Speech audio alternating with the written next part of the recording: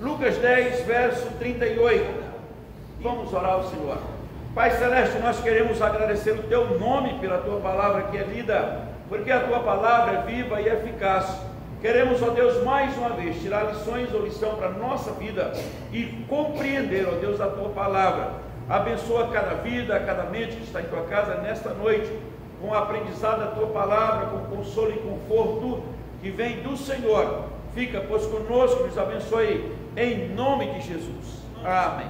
Irmãos, depois, você chegando em casa, você pesquisa lá, joga no Google, uma poesia intitulada Tempo, de Mário Quintana. Você só bate lá sobre o que aquele gaúcho escreveu sobre o tempo, em que ele diz, de repente é sexta-feira, de repente a semana termina, de repente é Natal, de repente é dezembro, de repente o tempo passou. E ele disse, se eu tivesse talvez um dia, um pouco mais de tempo, eu iria andando sem olhar para o relógio, e na caminhada eu jogava as cascas douradas do tempo, e eu diria para o meu amor, eu te amo.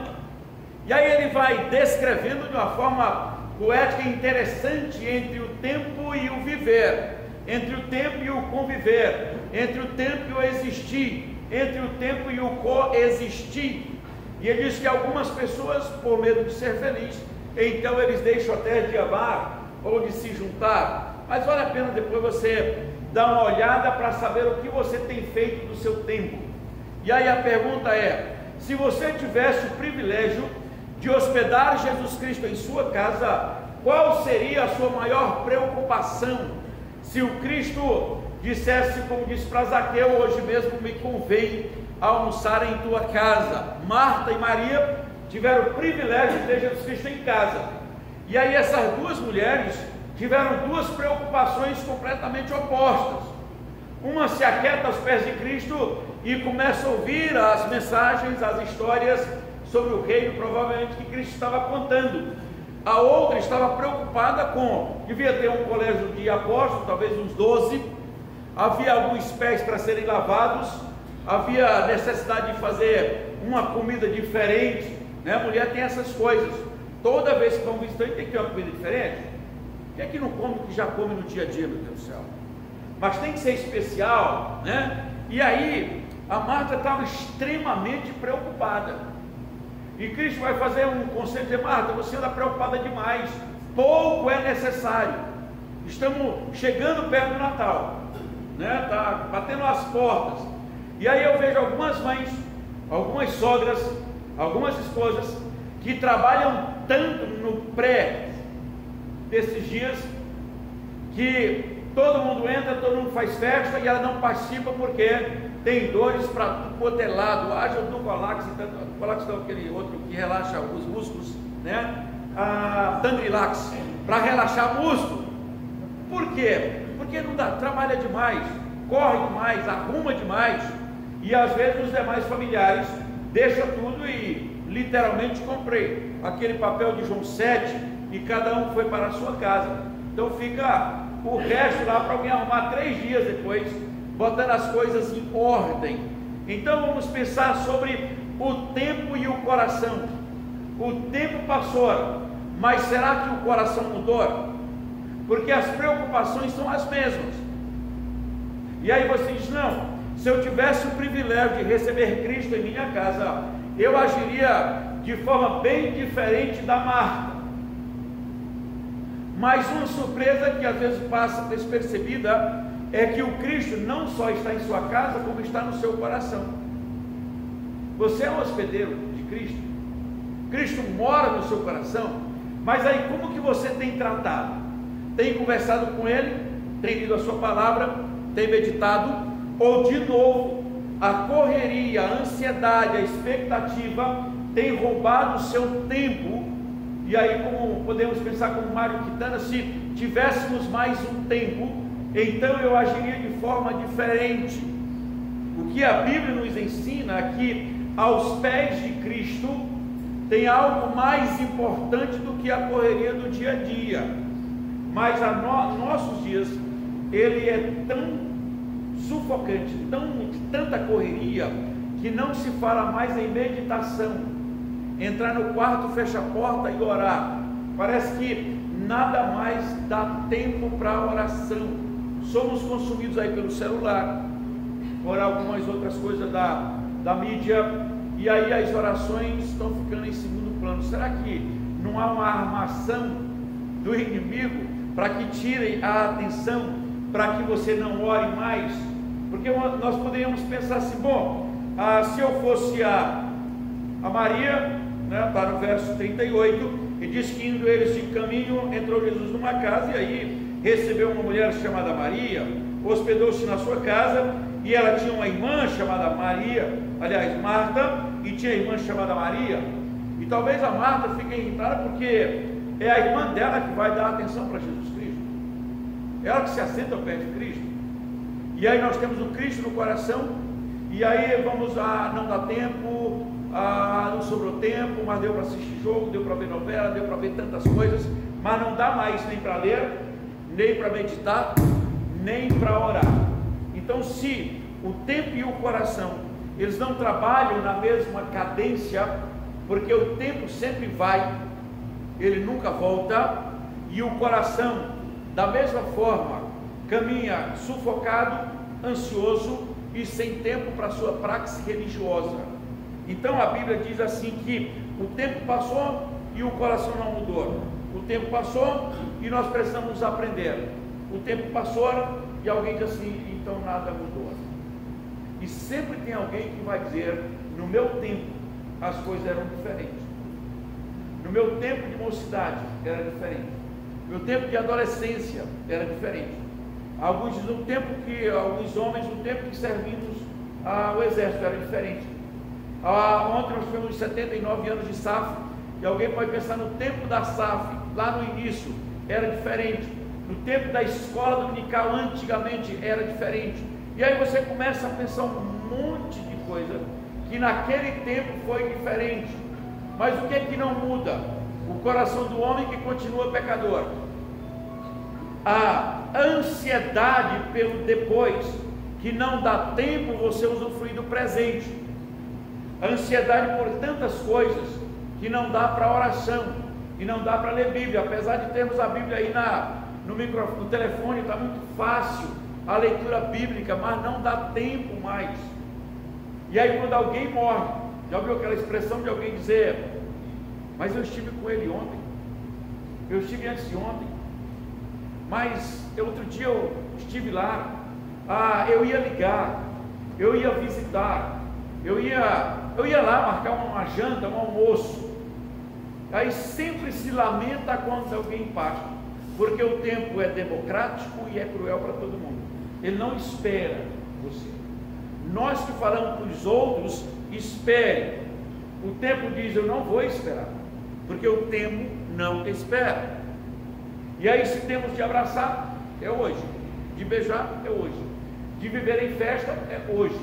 De participar das atividades da igreja, é hoje. Daquele encontro em família, é hoje. De fazer as pazes, é hoje. De dizer eu te perdoo, é hoje. De dizer eu te amo, é hoje. Mas a gente fica achando que o tempo vai dar, como dizia Mário Quintana, se eu tivesse uma segunda chance.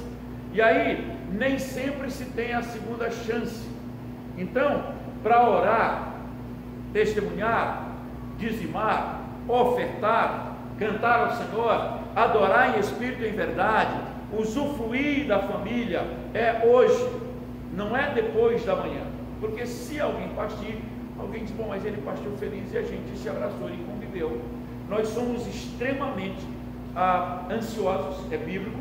Cristo fala sobre isso no Sermão do Monte, e ele diz, por que vocês andam tão ansiosos quanto aqui comer, beber e vestir? Aquela preocupação de 2000 anos, ela continua a mesma de hoje, é comer, beber e vestir. Os seres humanos, desses 2000 anos, se tornaram ainda mais descartáveis. porque como diz também o poeta, que é uma coisa absurda, ele diz assim: se chora pelos mortos e briga com os vivos, leva flores para os mortos e continua brigando com os vivos, mas chora e lamenta diante de uma tumba ou diante de um cadáver, mas os vivos nem sempre. Então, como o poeta disse também, faz bem por viver, que na hora da tua morte, ele disse, todos chorem e só você sorri, porque quando você nasceu, todos sorriam e só você chorava. E agora, esse encontro extraordinário que tem aos pés de Cristo 3 irmãos, as 2 irmãs estão ali coladas nos afazeres, no entanto, uma se preocupa tanto, que faz com que Jesus Cristo fale uma frase que a gente precisa aprender, está no verso 42. Claro que tudo aqui você precisa aprender, porque ele antes disse que a irmã escolheu a melhor parte, porque a irmã vem dizer o seguinte: Senhor, ordena para que ela me ajude. Olha só a empáfia da outra no verso, vamos ler a partir do verso 40. Marta agitava-se de um lado para outro, ocupada em muitos serviços. Então se aproximou de Jesus e disse: Senhor, não te importas de que a minha irmã tenha deixado que eu fique a servir sozinha? Ordena-lhe, pois, que venha ajudar-me. Qual a resposta de Jesus? Respondeu-lhe o Senhor: Marta, Marta, andas inquietas e te preocupas com muitas coisas, entretanto pouco é necessário, uma só coisa na verdade é necessária, e Maria escolheu a boa parte, isto não lhe será tirado.